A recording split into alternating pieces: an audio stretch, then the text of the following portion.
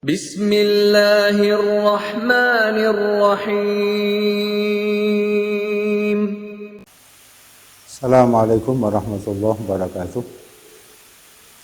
Innal hamdalillah nahmaduhu wa nasta'inuhu wa nastaghfiruh wa na'udzu billahi min shururi anfusina wa min sayyiati a'malina. May yahdihillahu fala mudilla lahu wa may yudlilhu fala hadiyalah. Asyhadu an la ilaha illallah wahdahu la syarika lah wa asyhadu anna Muhammadan abduhu wa rasuluh. Allahumma salli wa sallim wa barik ala nabiyyina Muhammad wa ala alihi wa ashabihi wa man tabi'ahum bi ihsanin ila yaumiddin. Amma ba'd. Ibu bapak saudara sekalian yang saya hormati, jamaah yang dirahmati oleh Allah Subhanahu wa taala. Puji syukur kita panjatkan kehadirat Allah Subhanahu wa taala atas segala limpahan rahmat dan karunia-Nya kepada kita sekalian. Setidaknya hingga detik ini kita, keluarga dekat kita, sahabat-sahabat kita masih dalam lindungan Allah Subhanahu wa taala, khususnya adalah dilindungi oleh Allah dari musibah pandemi COVID-19.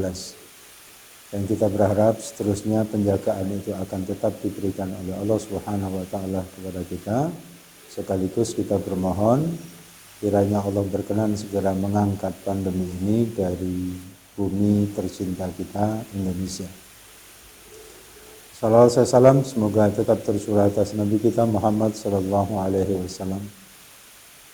Dan kita berharap semoga apa yang telah, sedang, dan akan kita lakukan menjadi catatan tambahan amal soleh kita di sisi Allah Subhanahu wa ta'ala. Ibu bapak saudara sekalian, jamaah taklim yang saya hormati, semoga tidak lama lagi Allah akan mengangkat pandemi yang menimpa bangsa kita dan kita bisa melakukan berbagai aktivitas secara normal, termasuk taklim-taklim yang biasa kita lakukan secara offline itu bisa kembali dan dengan kualitas yang lebih baik.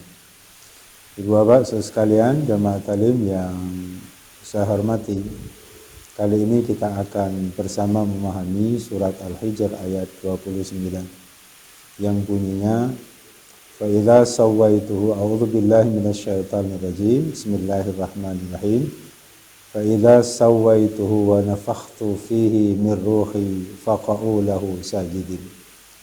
Dan apabila telah aku sempurnakan penciptaan manusia, lalu aku tiupkan ke dalamnya ruh ciptaanku, faqa'u lahu sajidin, seraya kami perintahkan kepada bangsa jin dan malaikat agar tunduk sujud kepada ciptaan Allah tersebut, yakni Nabiullah Adam alaihissalam.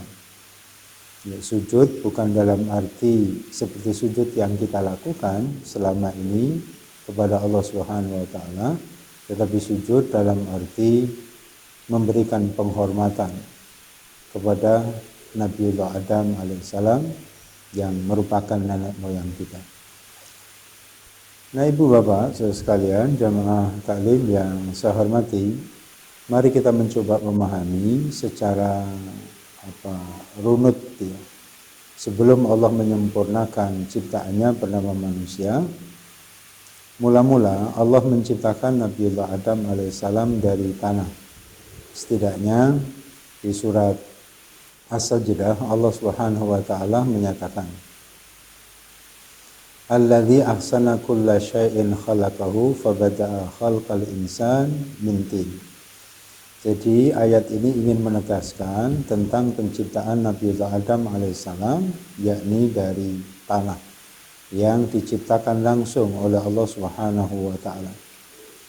Kemudian proses berikutnya, penciptaan keturunan Nabiullah Adam alaihissalam dilanjutkan dalam surat As-Sajdah itu, summa ja'ala naslahu min sulalatin min ma'in mahin. Kemudian kami jadikan keturunannya dari sari pati air yang hina. Di ayat yang lain, di surat Al-Mu'minun misalnya ayat 12, laqad khalaqnal insana min sulalatin min tin. Dan kami jadikan manusia itu dari sari pati air tanah. Nah, setelah proses 4 bulan, maka Allah Subhanahu wa taala menyempurnakan.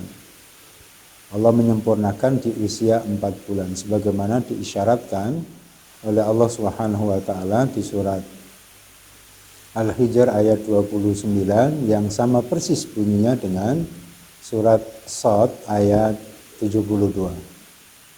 Ibu Bapak saudara sekalian yang saya hormati, sebagaimana yang diisyaratkan oleh Nabi kita Muhammad SAW bahwa penciptaan manusia pada tahap awal dianggap sempurna adalah di usia 4 bulan. Sebagaimana sabdanya, inna ahadakum yujma'u fi batni ummihi. Sesungguhnya penciptaan kalian, masing-masing penciptaan kalian saat berada dalam perut ibunya masing-masing arba'ina yauman, selama 40 hari. Summa yakunu alaqah mithla dzalik. Kemudian terjadi proses 40 hari berikutnya menjadi darah. Summa yakunu alaq mudghah mithla dzalik. Kemudian 40 hari ketiga proses menjadi daging. Sederhananya adalah 40 hari saat masih sperma dan 40 hari berubah menjadi darah, 40 hari berikutnya berubah menjadi segumpal daging. Saat itulah kemudian Allah Subhanahu wa taala perintahkan malaikat untuk mencatat setidaknya 4 hal di dalam hadis itu, yakni rezeki amalnya, kemudian rezekinya, yang ketiga adalah ajalnya, dan yang keempat adalah bahagia, nasibnya, bahagia dan sengsaranya.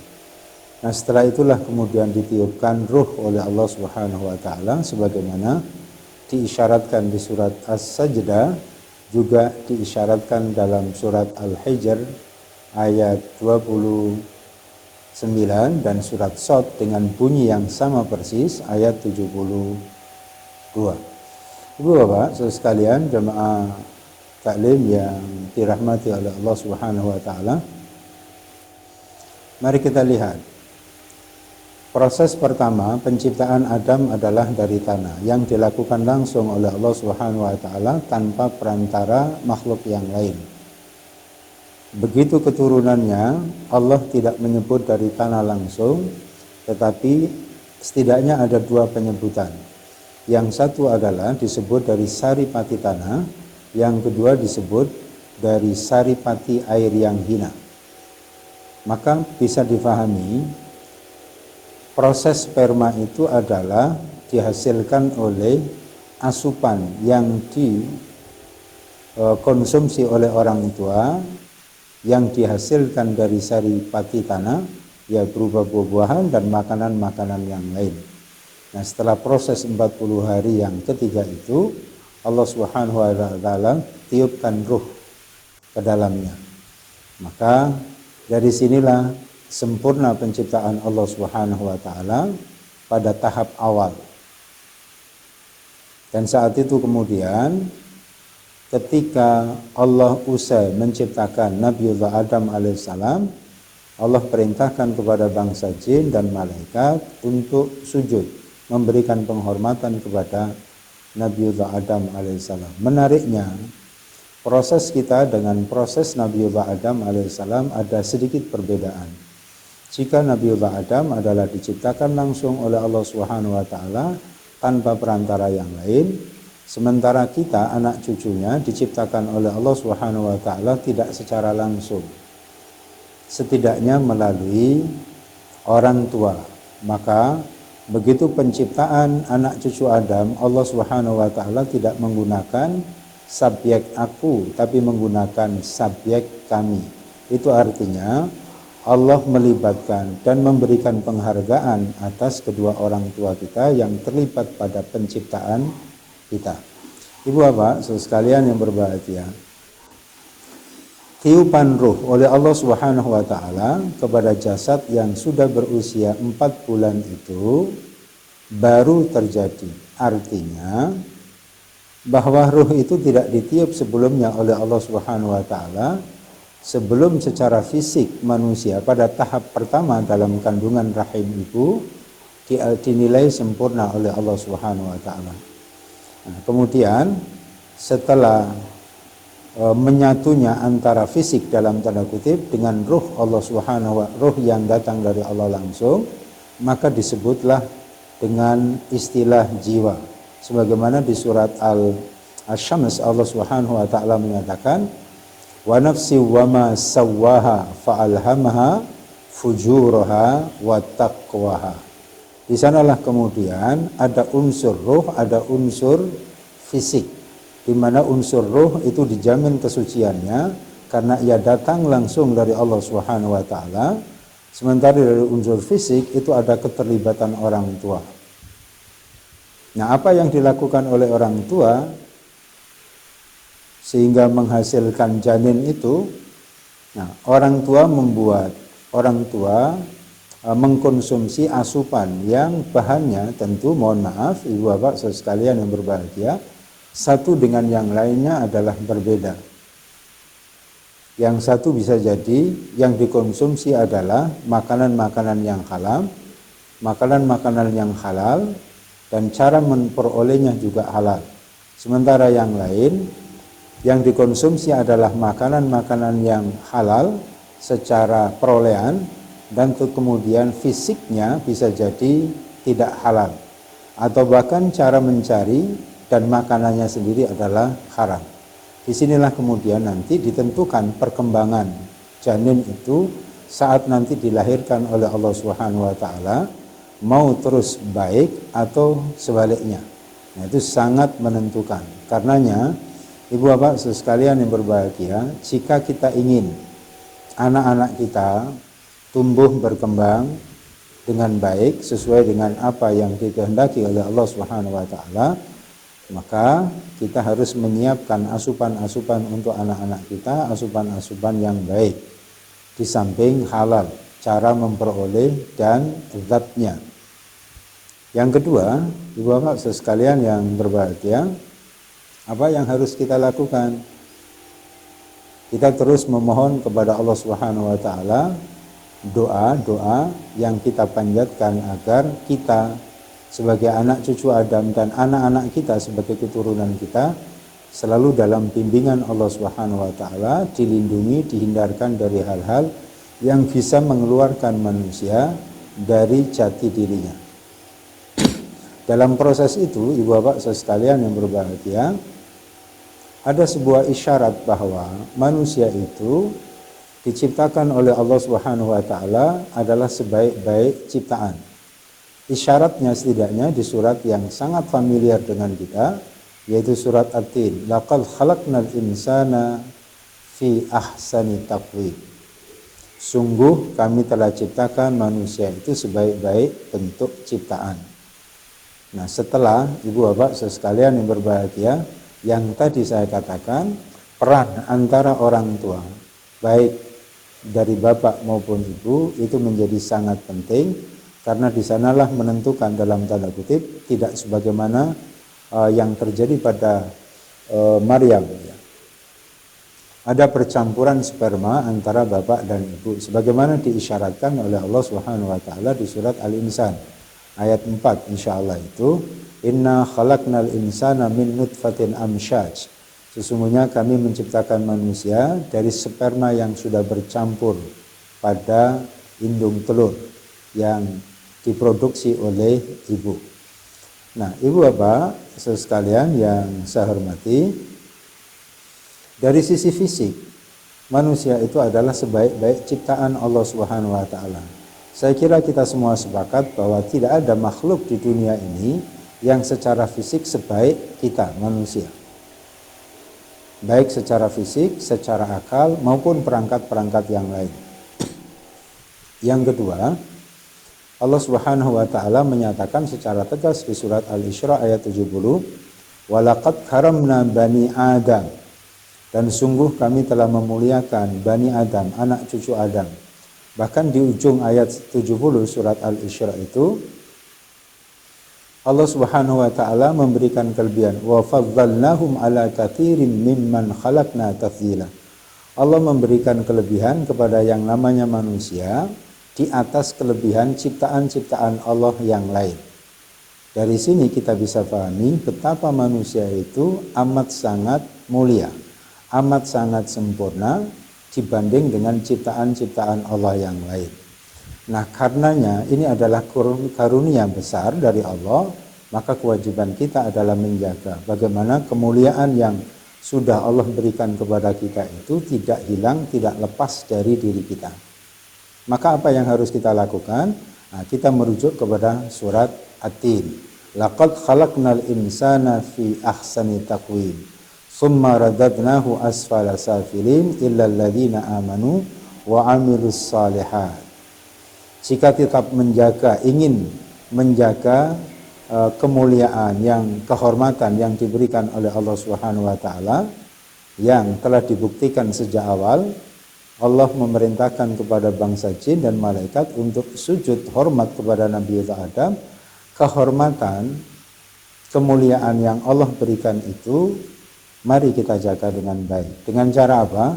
Dengan cara memelihara iman kita secara serius, secara baik, dan kemudian kita ikuti dengan berbagai amal saleh. Karena jika tidak, maka Allah akan turunkan derajat kita. Summa radadnahu asfala safilin illal ladzina amanu wa amilus shalihat. Karenanya ibu bapak sekalian yang berbahagia, mari kita terus memperhatikan iman kita kepada Allah Subhanahu wa taala, dan kita isi sisa usia kita ini dengan berbagai amal saleh agar kemuliaan yang sejak awal disematkan oleh Allah kepada kita tetap menjadi milik kita hingga Allah memanggil kita. Amin ya rabbal alamin. Saya kira itu yang dapat saya sampaikan. Mudah-mudahan bermanfaat buat kita semua. Apa yang baik, yang benar, semua bersumber dari Allah, karena Allah adalah sumber kebenaran dan kebaikan. Jika ada hal yang kurang berkenan, salah, keliru, khilaf, itu adalah kekurangan pribadi saya. Dan saya mohon ampun kepada Allah atas khilaf, salah, dan kekurangan pribadi saya. Dan sekaligus mohon berkenan Bapak Ibu saudara sekalian memaklumi dan memanfaatkannya. Sembari kita terus berdoa kepada Allah Subhanahu wa taala, mudah-mudahan kita semua, saudara-saudara kita semua, keluarga dan sahabat, dan dimanapun lingkungan kita tinggal, dijaga, dilindungi oleh Allah Subhanahu wa taala dari berbagai macam musibah, khususnya adalah COVID-19, hingga kita terus berharap kiranya Allah berkenan segera mengangkat pandemi ini sesegera mungkin dari bumi kita, hingga kita bisa beraktivitas secara normal, bahkan bisa lebih baik. Ibu bapak saudara sekalian yang saya hormati, semoga hari-hari yang kita lalui ke depan semakin membuat kita lebih baik, mulia di hadapan Allah, terhormat di hadapan sesama manusia, dan Allah berkenan mengakhiri usia kita semua kelak dalam keadaan husnul khatimah. Amin ya rabbal alamin. Kita akhiri dengan doa kifaratul majlis dan alhamdulillah. Subhanaka Allahumma bihamdika asyhadu an la ilaha illa anta astaghfiruka wa atubu ilaik. Walhamdulillahi rabbil alamin. Assalamualaikum warahmatullahi wabarakatuh.